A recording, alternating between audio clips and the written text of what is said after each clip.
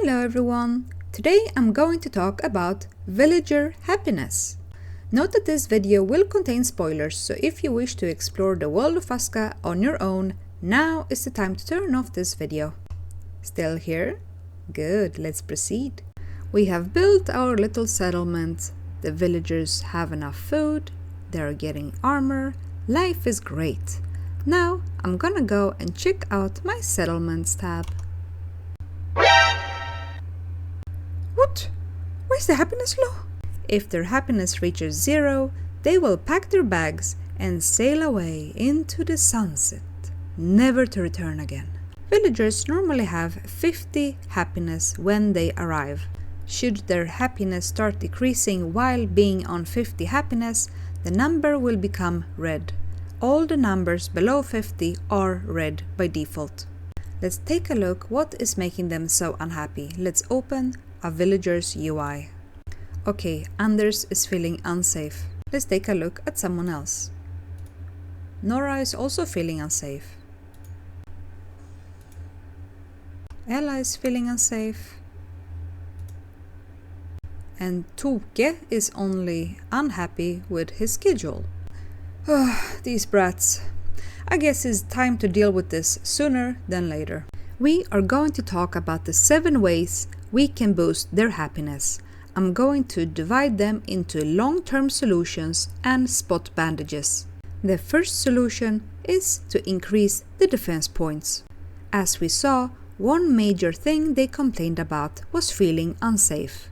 We can do something about that by building defense structures that gives defense points and place them in key locations so that both houses and workplaces are covered. We already built the barrack before, so I'm going to assign Ingrid to the barrack. And since the barrack is in the middle of my settlement, it will cover every building in my village. Now we can see that we are giving 10 defense points to every building. We could assign another 2 villagers to increase it to 30, but I only have 8 villagers right now, so this is good enough. The second solution is to increase housing points. If we go to a villager's UI and take a look in the happiness section, we can see that we can press on the details here at the bottom. This will show you what the schedule happiness is influenced by. The higher tier a villager is, the more they will feel entitled not to work. So in order to keep them happy, we can counter that by increasing the housing points. I will go ahead and build some decorations to increase the points in the area. Here you can see the happiness before building any decorations, and this is after. As you can see, the moment the area desirability increased, we got another plus next to leisure hours.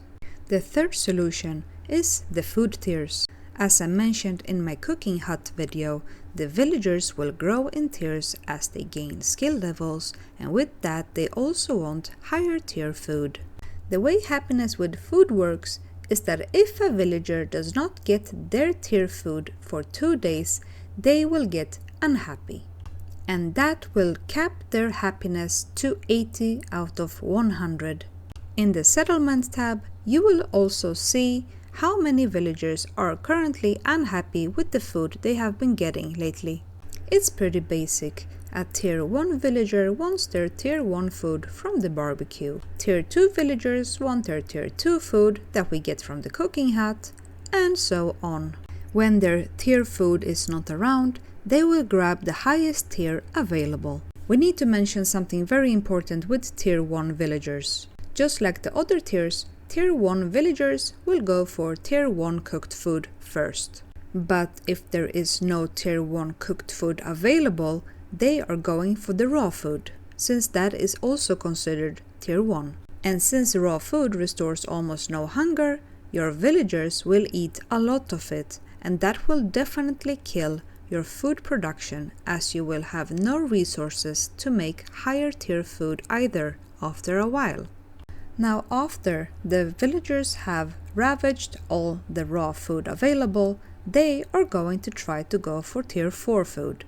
If you have gotten to tier 4 food before, you will know that this is really bad news. And since I really love doing things for science, I can confirm that after trying to eat all tier 4, they are gonna go for tier 3, and after that to tier 2.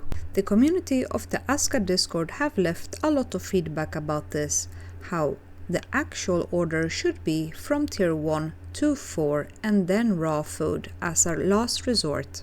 So make sure to set up your barbecue and your cooking hut and monitor your cooked food supplies in the Settlement Resource tab. The fourth solution is to take a look at their perks and make sure they work at the correct hours of the day or do not work at jobs that are not suited for them. The perks we're looking for is Night Shadow, Nocturnal Resilience, and Sunlight Vigilante. As it sounds, they wanna work during the night or the day with these perks. Feeble Logger should not work in woodcutting as they get sad from that. Stone Clumsy should not work with stone cutting. Lastly, if you get a worker with iron lungs, feel free to sacrifice, give them a special schedule so they can take an afternoon nap. When your villagers with these traits are correctly set up, they are not gonna be as unhappy. The last long-term solution is to build all or some of the different altars. Early game, you only have access to the wooden altar in the builder menu, category 9. Let's build it and take a look. And complete. We can now see that we have a wooden altar here in front of us with 3 slots. During leisure hours, our workers will come to chill here at the wooden altar. During the time they are chilling at the altar, they will have a temporary buff to happiness, as you can see here. Now let's take a look at more drastic emergency solutions.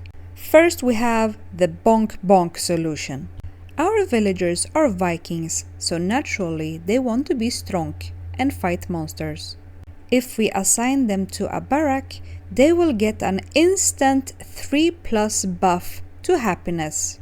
If you have a villager that is super low and you worry you might lose them, shove them into a barrack and they will bounce back. This buff lasts as long as they are assigned to a barrack. Last solution is the emergency schedule.